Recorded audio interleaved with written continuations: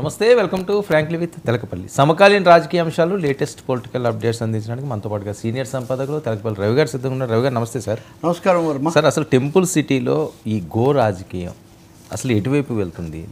ఎందుకు ఇంత భక్తుల మనోభావాలు ఇబ్బంది పడే విధంగా వరుసగా జరుగుతున్న సంఘటనలు? మీరు చేశారని వీళ్ళు అంటారు, దానా సరిగ్గా ఇవ్వలేదంటారు, గతంలో మందులు సరిగ్గా ఇవ్వలేదంటారు, మీ హయాంలోనే అప్పుడు జరిగినవి ఆ జబ్బులు వచ్చినాయి కాబట్టి ఈరోజు ఆవులు చనిపోయినాయి అని చెప్పి కూటమి వాళ్ళు మాట్లాడే పరిస్థితి, అసలు మీకు చేత కావటం లేదని చెప్పి వీళ్ళు మాట్లాడే పరిస్థితి. సరే, అసలు తిరుపతి ఎందుకు ఏర్పడిందంటే శ్రీదేవి భూదేవి ఇద్దరు కూడా చాలా భీకరంగా కలహించుకుంటూ వాళ్ళిద్దరు ఘర్షణ పడుతుంటే ఆ మధ్యలో ఉన్న శ్రీనివాసుడు భరించలేక శిలగా మారిపోయాడని. అది కదా ఇతిహాసం. ఇప్పుడు దాదాపు అలాగే ఉంది తిరుపతిలో పరిస్థితి. అక్కడ ఏది వచ్చినా కానీ అది చివరికి ఒక రణరంగానికి దారితీస్తుంది. దీనికి గోవిందుడికి కానీ, గోవిందుడి భక్తులకు కానీ, మతాలకు కానీ, లేదా ఇదేదో సనాతన రేస్ ఒకటి జరుగుతున్నట్టుగా ఉంది తిరుపతిలో. ఈ సనాతన రేస్లో ఎవరు ఫస్ట్, ఎవరు లాస్ట్, అంటే లాస్ట్ ఎల్ఓఎస్ట్, ఎవరు ఓడిపోయారు అన్న పద్ధతిలో జరుగుతున్నట్టుగా ఉంది. ఇప్పుడు లడ్డు దగ్గర నుంచి మొదలైంది. అంతకుముందు పింక్ డైమండ్లు, అంతకుముందు డాలర్ శేషాద్రులు, అంతకుముందు రమణ దీక్షితులు అవన్నీ పక్కన పెట్టండి. ఆ గోవులు చనిపోయాయి అని అదివరకు చైర్మన్గా ఉన్న ఆయన, శాసనసభ్యుడిగా ఉన్న ఆయన ఏవో చెప్పాడు, ఒక ఆరోపణ, ఏవో కొన్ని ఫోటోలు పెట్టాడు. ఆ పెట్టిన వెంటనే టీటీడీ చైర్మన్ నాయుడు గారు ఇంకా వీళ్ళంతా కూర్చొని అట్లాంటివి ఏం జరగలేవు, రాజకీయ దురుద్దేశంతో చేస్తున్నారని వాళ్ళు ఆరోపణ చేశారు. కాదు, నా దగ్గర ఆధారాలు ఉన్నాయి ఏదో ఆయన అన్నారు. నన్ను అడిగితే దాన్ని విచారిస్తాము, గోవులు అంటే మాకు కూడా గౌరవమే, ఇలాంటివి ఏమన్నా మళ్ళీ జరగకుండా చూసుకుంటామని ఒక మాట చెప్పుంటే నిజానికి సరిపోయేది. కాదు, మీ హయాంలోనే చనిపోయాయి, మీ హయాంలోనే వీళ్ళు మొదలుపెట్టారు. మరి అప్పుడే లడ్డూతో పాటు గోవుల గురించి కూడా అప్పుడే చెప్పుంటే అది దేశం అంతా కూడా తెలుసుకునేది కదా. కాబట్టి చాలా స్పష్టంగా ఈ వ్యవహారం రాజకీయమైన కలహం, రాజకీయ కలహం తప్ప ఇందులో భక్తి విశ్వాసాలకు మత సంబంధమైన విషయాలు ఏమీ లేవు అనేది మనకు చాలా స్పష్టమవుతుంది. ఇక్కడ ఒక చిన్న లోగుట్టు ఒకటి ఉంది. హరనాథ్ రెడ్డి అని ఆయన ఎవరైతే గోశాలకు ఇది వరకు డైరెక్టర్గానో బాధ్యుడిగానో ఉన్నాడో ఆయన వైసీపీకి సన్నిహితుడు లేదా అని పేరు. ఇప్పుడు ఉన్న ఆయన, లేదా ఇప్పుడు ఈ అసిస్టెంట్ ఈఓగా ఉన్న ఆయన, ఈఓ ఏమో చంద్రబాబు నాయుడు గారికి బాగా విశ్వాసపాత్రుడు, అసిస్టెంట్ ఈఓగా ఉన్న ఆయన కూడా జాయింట్ అంటారు, జేఈఓ కూడా సన్నిహితుడు తెలుగుదేశం దీనికి. మొన్న తొక్కిసలాట జరిగినప్పుడు ఎందుకైతే హరనాథ్ రెడ్డి దానికి బాధ్యుడు, అతని మీద ఏదో చర్య కూడా తీసుకున్నారు. ఆయన ఇప్పుడు లేడు ఆ పనిలో. ఆయన తొలగించిన తర్వాత ఒక డిఎఫ్ను పెట్టారు, డిస్ట్రిక్ట్ ఫారెస్ట్ ఆఫీసర్ ఎవరు. ఆయన వచ్చి పెద్ద పూర్తిగా వచ్చి ఇప్పుడు బాధ్యత తీసుకుంది, అది ఇది ఏమీ లేదు. ఇప్పుడు మరి ఆ వెళ్ళిపోయినటువంటి హరనాథ్ రెడ్డి దగ్గర ఆ వివరాలు అవన్నీ ఉంటాయి కదా. అప్పుడు ఆయనే దానికి హెడ్, కానీ ఆ వివరాలు ఉంటాయి కదా. సో ఆయన వెళ్ళి మరి ఆ వివరాలు ఎలా బయటికి వెళ్ళాయో ఇప్పుడు కొన్ని విషయాలు ఉన్నాయి.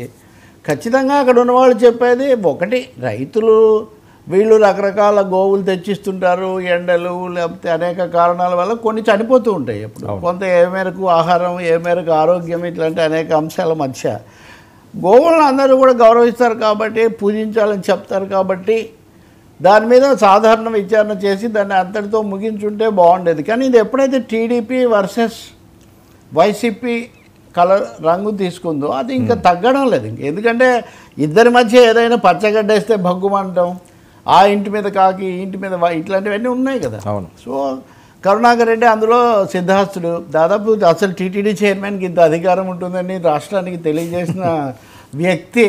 ఒక సమాంతర ప్రభుత్వం ఆయన నడపచ్చు అని వైఎస్ హయాంలో ఆయనకంతా దాని ఇది ఉంది. కాబట్టి ఇప్పుడు నిన్న జరిగిన తాజా ఘటన తీసుకుందాం. ఆయన 1-2 సార్లు అవన్నీ అంటున్నారు. పల్లా శ్రీనివాసులు గారు రాష్ట్ర తెలుగుదేశం అధ్యక్షుడు, శాసనసభ్యుడు, కొంచెం ఆయన అధికారిక ట్విట్టర్లో మీరు వచ్చి విచారించుకోండి, ఊరికనే మాట్లాడడం కాదు అని ఏదో పెట్టాడు. సవాల్ విసురుతున్నామని. నేను మీ సవాల్ స్వీకరిస్తున్నాను అన్నాడు. సో రాయల్గా సవాల్ ఇద్దరు కూడా స్వీకరించుకొని దాని ప్రకారం వెళ్ళి ఉంటే చాలా బాగుండేది. సరే, ఈ లోపల మా మిత్రుడు నారాయణ గారు కూడా వెళ్ళి చూసి ఇక్కడ ఏం లేదా, అంత బాగానే ఉంది, ఆయన చెప్పేది ఆయన చెప్పారనుకోండి. దాన్ని నారాయణ గారితో నాకు పేచి ఎందుకు వెళ్ళారు, ఆయనకు ఆసక్తి, ఆయన పైగా చిత్తూరు జిల్లా వాస్తవ్యుడు కాబట్టి వెళ్ళి ఉండొచ్చు. కాబట్టి ఇప్పుడు ఈయనేమంటాడు, మీరే రమ్మన్నారు, నేను వస్తానంటే అడ్డుకుంటున్నారు. ఉమ్. మీరే కదా రమ్మన్నారు. రాష్ట్ర అధ్యక్షుడు అధికారిక ట్విట్టర్లో పెట్టి రమ్మంటే నేను వస్తే మీరు ఎలా ఆపుతారు అని. కానీ నిజంగా నలుగురు తెలుగుదేశం శాసనసభ్యులకు నిలబడ్డారు. 5 పూతలపట్టు, శ్రీకాళహస్తి, తిరుపతి, ఇంకెవరు వీళ్ళంతా. ఎందుకు ఇది ఇంత అవసరమైంది నాకు నిజంగా.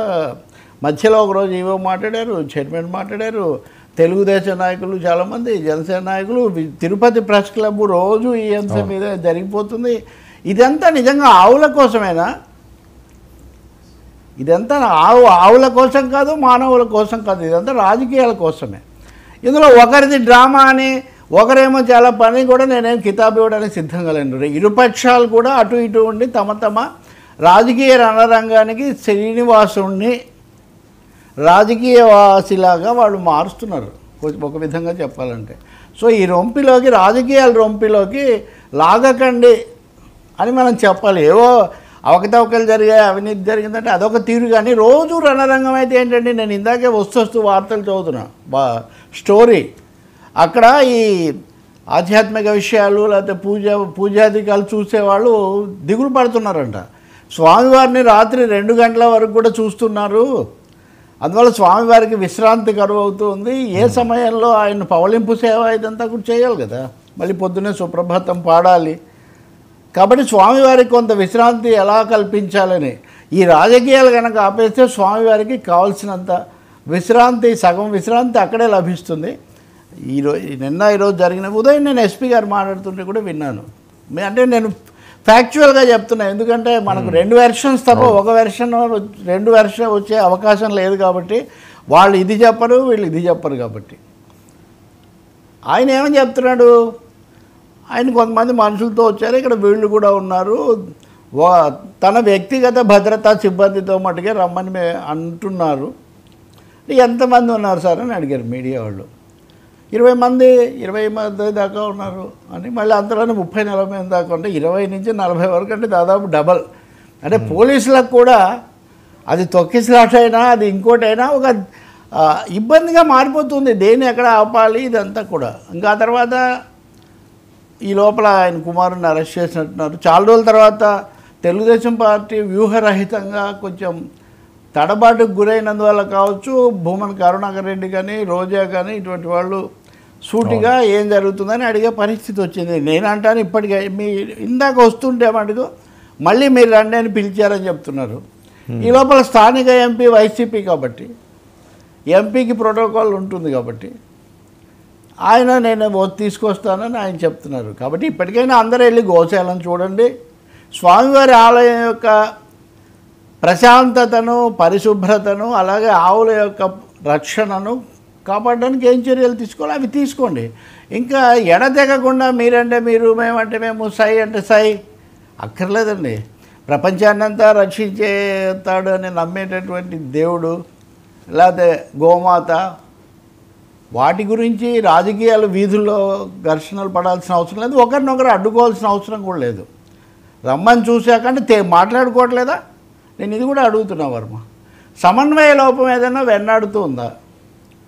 తిరుమల తిరుపతి వ్యవహారాలను, రాజకీయ నిర్ణయాలను సమన్వయ లోపం ఎందుకు వెన్నాడుతూ ఉంది?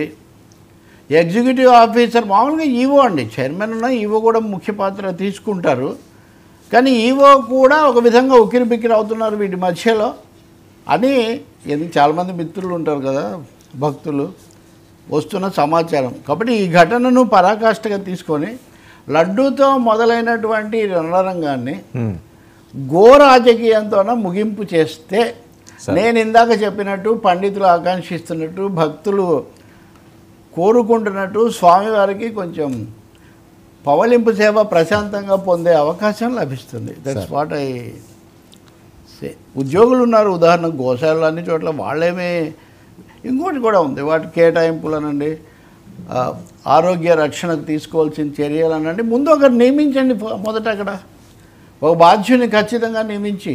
అవును, ఇప్పుడే వాళ్ళ హయాంలో జరిగిందని ఇప్పుడు వీళ్ళు అంటుంటే, వీళ్ళు వచ్చాక జరిగింది. ఫోటోలు అయితే ఉన్నాయంట ఆయన దగ్గర, అది కూడా మీడియా మిత్రులు చెప్తున్నారు. ఫోటోలు, నెంబర్లు ఏవో ఉన్నాయి, వాటిని వాళ్ళు కూర్చొని చూసుకుంటే అయిపోతుంది కదా. కాబట్టి ఈ కథ ఈ రాజకీయ ఘర్షణ ఎక్కడో చోట ముగించాల్సిన అవసరం ఉంది. మిగిలిన చోట్ల రాజకీయానికి తిరుమల కొండ మీద రాజకీయ గర్కు తేడా ఉంటుందనే వాస్తవాన్ని ఈ ప్రధానమైన పార్టీలు తెలుసుకోవాల్సిన అవసరం ఉంది అని కూడా నేను మనవి చేస్తున్నాను. సార్ మిగతా చోట్ల వేరు, అవును, ఇక్కడ వేరు. ఈ మధ్యలో మళ్ళీ ఆమె వెళ్ళారు, ఆమె తలనీళ్ళు ఇచ్చారు, దాని మీద అదొక కూడా అనుకోకుండా ఈ సమయంలోనే వచ్చింది. ఇప్పుడు ఈ అంశం రాకపోతే దాని మీద ఏం జరిగి ఉండేదో మనకు తెలీదు. కాబట్టి ఇంక ఈ సనాతన సర్కస్లు ఎవరు చేయనవసరం లేదు. సనాతన మతం ఎప్పటి నుంచో ఉండేది ఉంటుంది, అది నడుస్తూ ఉంటుంది. మీకంటే మేము ఎక్కువ, మాకంటే మీరు ఎక్కువ, మీ వల్ల నష్టం, వాళ్ళ వల్ల నష్టం. మాట్లాడితే హిందువులు సార్, మీరు రాజకీయ పార్టీల నాయకులు, మీరు హిందువులకు, ముస్లింలకు, క్రైస్తవులకు అందరికీ మీరు ప్రజాప్రతినిధులు. మీరు పదే పదే ఒక మతాన్ని నొక్కి చెప్పడం కూడా లౌకిక ప్రజాస్వామ్యంలో అంత మీకు దీర్ఘకాలంలో అంత మంచిది కూడా, శ్రేయస్కరం కూడా కాదు. ఎవరి దేవుని వాడు పూజించడం తప్పని నేను చెప్పట్లేదు. చాలా సెన్సిటివ్ అండి. ఈ ఎడతెగని వివాదాల సుడిలో అది వివాదాల కొండలాగా 7 కొండల్లాగా 7 వివాదాలలాగా తయారైపోయింది ఇప్పుడు వచ్చి వరకు. ఇంకా ఇవన్నీ ఆగుతాయి? అది నా ప్రశ్న. సార్ సోషల్ మీడియాలో పోస్ట్ కూడా తెలుసా అండి, నేను నిన్న చూస్తున్నా, ఈ కరుణాకర్ రెడ్డి ఇది వరకు విప్లవ దీంట్లో పనిచేశాడు, అప్పుడు విప్లవం అన్నాడు, ఇంకోటి అన్నాడు, ఆయనకు దేవుడికి ఏం సంబంధం అని. సరే, ఆయన ఒకసారి 1 టర్మ్ 2 టర్ములు చేశాడు, దేవుడు ఏమో అభ్యంతరం పెట్టలేదు, వేరే ఏం జరగలేదు. ఎవరైనా కానీ ఒకవేళ నాస్తికులుగా ఉన్నవాళ్ళు మేము ఆస్తికులమయ్యాం, మేము వస్తామంటే కాదు నువ్వు అప్పుడు అన్నావు కాబట్టి, అలా అయితే పురాణాల్లో మంజునాథ సినిమా చూపించాలి వీళ్ళకు, అంతే కదా. మంజునాథ్ సినిమాలో అర్జున్ చాలా తీవ్రమైన, ఈ అల్లు అర్జున్ కాదు ఆయన, పెద్ద అర్జున్ చివరికి ఏం చేస్తాడు, శివుడే వచ్చి భిక్షుకుడి రూపంలో వస్తే కూడా చూడలేక పంపిస్తారు, తర్వాత పూర్తిగా మారిపోతాను. నేను చెప్తుంది ఏంటంటే, పురాణాలన్నీ నాస్తికులను మార్చడం మీద ఉద్దేశించబడి ఒకవైపు సనాతన ధర్మం అనుకుంటూ సనాతన పురాణాలు ఏం చెప్తున్నాయో కూడా వీళ్ళు తెలుసుకోవట్లేదు. నాకేమీ కరుణాకర్ రెడ్డి బ్రీఫ్ లేకపోతే ఇంకొకటి హోల్డ్ చేయాల్సిన అవసరం నాకేం లేదు. ఖచ్చితంగా ఆయన రాజకీయ మార్పులు ఏంటి, ఆయన వ్యక్తిగత పద్ధతులు ఏంటి, ఆయన ఇష్టమే. కానీ మనం అంతకంతకు వెనక్కి వెళ్ళి వివాదాలు తవ్వుకోవడం వల్ల పెద్ద ఉపయోగం లేదు. సార్ సోషల్ మీడియాలో పోస్ట్ ఆ మాటకు వస్తే నాయుడు గారు కూడా కార్మిక నాయకుడు. అందుకని నేను అభినందన సభలో చెప్పాను, tea for TV, tea for trade union, tea for Telugu Desam, tea for అని, కాబట్టి టీ ఫర్ తిరుపతి అని.